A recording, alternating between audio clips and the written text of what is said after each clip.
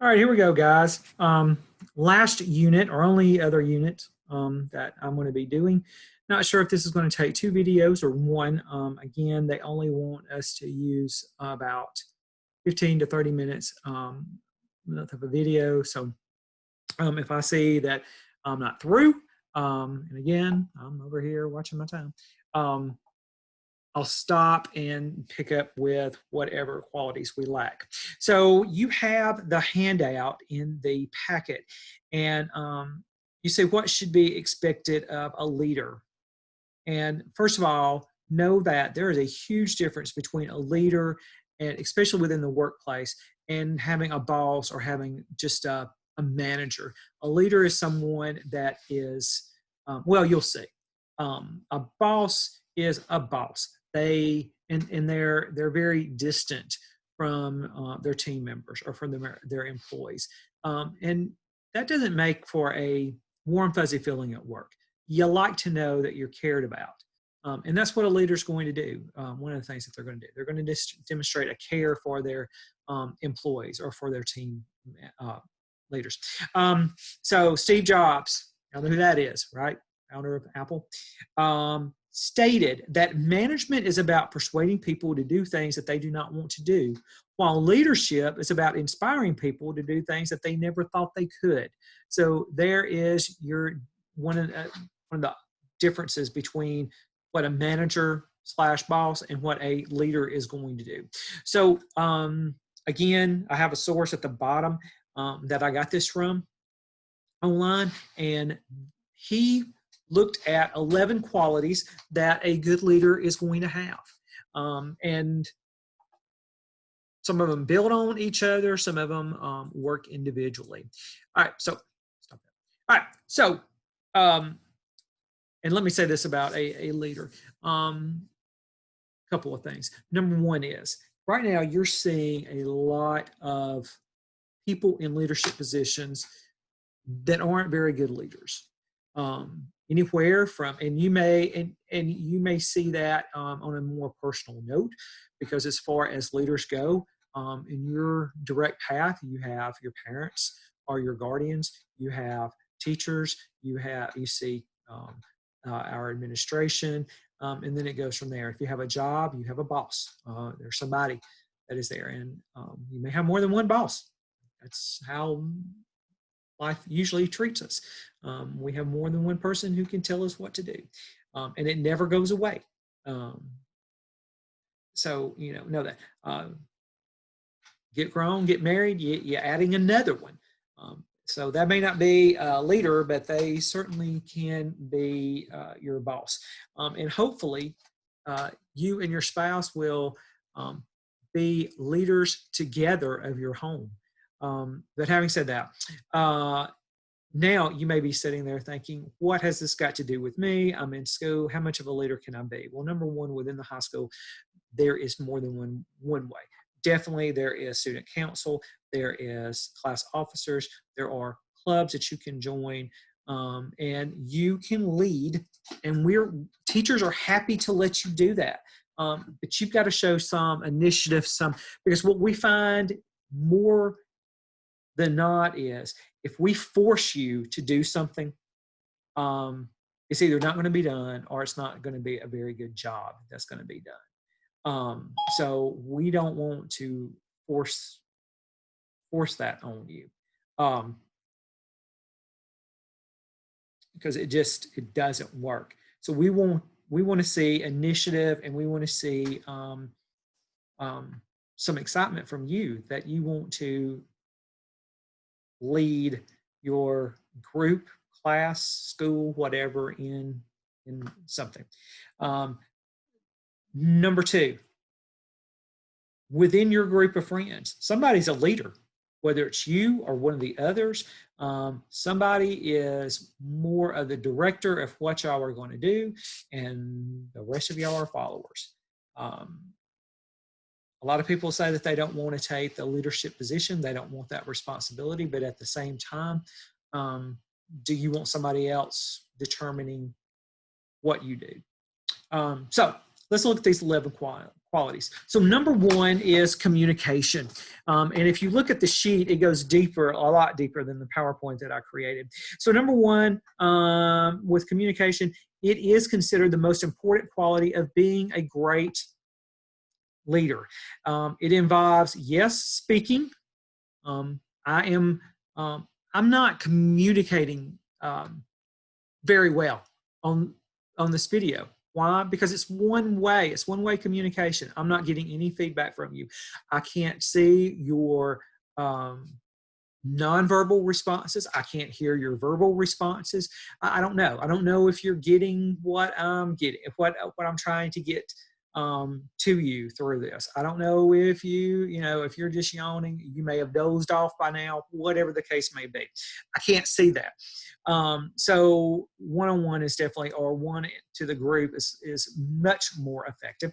But it's speaking, yes, it's talking to, but it's also, and probably as important is the ability to listen, to hear what those team members, those employees, those peers, whatever they may be, are saying, and also seeing what their nonverbal cues are. And you'll learn even more as you go along. You have seen nonverbal cues. You've seen the expressions on people's faces to know how they like or what they're saying or how they're taking something. 5 effective communication tips. Number 1 is communicate relentlessly, meaning continually doing that. Keep conversations going. Simplify, be direct. There's no reason to take the long way around if there's a shortcut. Get from A to B, simplest way you can. Listen to the others and encourage their input. Illustrate through stories. That's a great way to number 1, for people to understand what you're saying. And then affirm with action. So do whatever. Also listen to the feedback that you're getting to know that they're understanding what they're saying, what you're saying. Most important part of communication is listening. Dale Carnegie, some of y'all may or may not know him. He was a very wealthy man. Talk to someone, said to talk to someone about themselves and they'll listen for hours. The thing that we're most interested in is ourselves. So if you as a leader will talk to your subordinate, whoever that may be, they're going to be more apt to listen to you in the long run. All right, listening involves making eye contact and showing sincere interest. This will build trust and dedication, meaning that people will follow the leader. Number 2, the next one is integrity. C.S. Lewis said, that's the writer of The Witch, the Lion, and the Wardrobe. Integrity is doing the right thing, even when no one is watching. It's easy to do the right thing when you know someone is watching you, when you know that you could get caught, whatever. But in those instances, when you think you could get away with it, and you still take the high road, that is integrity. A leader cannot expect honesty from his followers if he himself is not honest. What does integrity look like? Acknowledging and apologizing for a mistake without a but. If somebody apologizes, or if you apologize to someone and you're going through and you get to a point where you say, but that's not an apology. You're trying to pacify them with that first part that makes it sound like a apology, but then you're about to slap them with either an excuse or saying basically it's their fault. So be careful about that. Emphasize, I've got a friend right now who has done that to me. Emphasizing a follower's or an employee's good work while downplaying their contributions. You're going to, that will just make that employer, that follower, want to do that much more for you. If you are bragging on them for what's good and not majorly criticizing them for something that is not a major downfall. Given the benefit of the doubt when there are unknowns. So if something happens and you're not sure who's at fault, then just don't blame anybody. Or, well, I'm not going to say blame everybody, but involve everybody in the correction of how it can't be done, or this won't work, or didn't work, or whatever, and just let it go. Show appreciation for the followers' time. So understand that even if you're paying somebody for a job, they're spending their time away from so many other things that they'd like to be doing. So let's say I hired you to work for me 8 hours a day, 5 days a week, starting tomorrow. What would you miss that you've been doing with all this free time that you've had? Well, I'm taking that away from you. Yeah, I'm going to pay you for it, but you're still not going to be able to do whatever you think has been so great and so fun about this. Number 3, accountability. Arnold Laszlo said, a good leader takes little more than his share of the blame and little less than his share of the credit, meaning that he emphasizes his followers, his employees. A good leader will be accountable for the team's results, whether they're bad or whether they're good. The leader will hold himself and his followers accountable for the work and the results. So he's going to take as much blame, if not more, than he's going to put on the team. This gives a sense of responsibility within the entire team as a whole and individually. And then he gives credit where credit is due. So if you are the one who came up with the great idea, I'm going to point that out to the higher ups, to the other team, whatever the case may be. This builds on the idea of leading by example, which creates trust. So, treat people the way you want to be treated. That is definitely how a leader should operate. Number 4 is empathy, which is understanding, and not just understanding, but understanding the situation that your followers may find themselves in. So an effective leader strives to understand a follower's their motives, hopes, dreams, their problems, making a personal connection with that person. So, empathy strengthens creativity, collaboration, meaning that everybody's working together, negotiation, and that comes into play at work sometimes as you negotiate what and how things are going to be done. A feeling of safety, emotional connection. The leader, so there's an emotional connection to the leader, and if there's an emotional connection to the leader, then you're going to want to please that leader. You're going to want to help him reach the goal that he's trying to set for all of you. And then identify the needs. Try to help the followers is going to be part of his goal. Empathy is more than just being a nice person. Anybody can be nice for a period of time. A leader takes it further than that. Leaders can make better predictions. They can improve work strategies. They can inspire loyalty among their teams. They're better at their negotiation tactics, and they can increase creativity. When a leader understands his followers, the followers will be more content, happier in their work, making them more productive and dedicated to the organization. An example of this would be if a boss, before a boss would just write you up if you start off and you're being continually late, you're just going to get written up at some point. A leader is going to stop you and try to find out why first.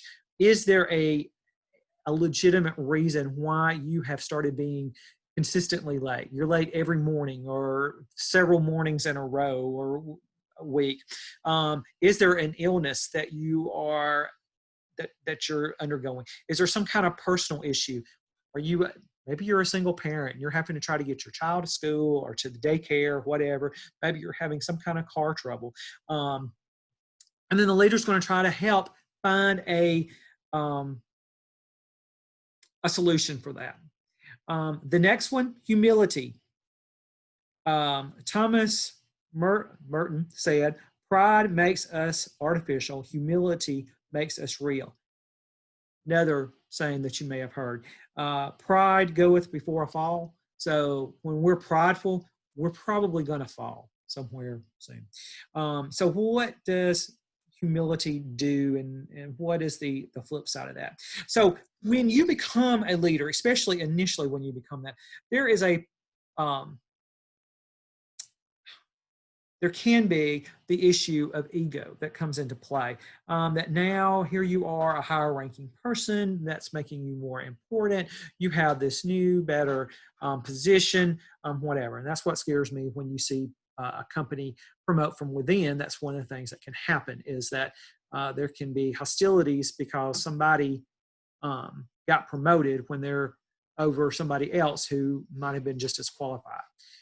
However, at the same time, if I put in time here and a position opened up and they hire somebody that's not at North Pontotoc, it would kind of hurt my feelings. So there's problems and advantages both ways, whether you promote from within or from outside. But anyway, so yeah, you can get the big head, because now you're the boss, because now you're the one who is leading. An effective leader will focus on the team and the work, not on self-promoting or reminding leaders of who you are. And then humility makes the leader real to the team and part of the team, instead of an enforcer simply there watching for mistakes that one of the followers is going to make. So that's what they're going to watch out for. Also, it has to do a lot with what or how they handle themselves. For instance, this is going to seem very minor, but it can actually set a group into a little bit of a tailspin. We have a new, or I get promoted to be the new leader, the new manager of the office. Nobody's been doing it. Well, I come in and I'm wearing a suit and tie, or at least a tie.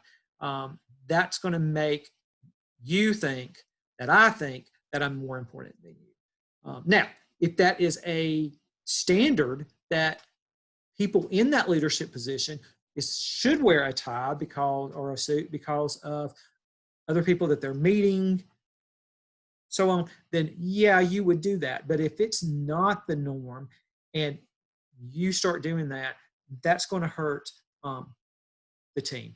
All right, so we are over 15 minutes into this, so I'm going to stop our video right here, and we will pick up in just a minute with the other one. If you are ready, go to the next video, and oh, I'm so sorry. I have not been advancing my slides. How about, well, look at me. So we are at humility. All right, so let me stop this. Let me stop this and see you shortly.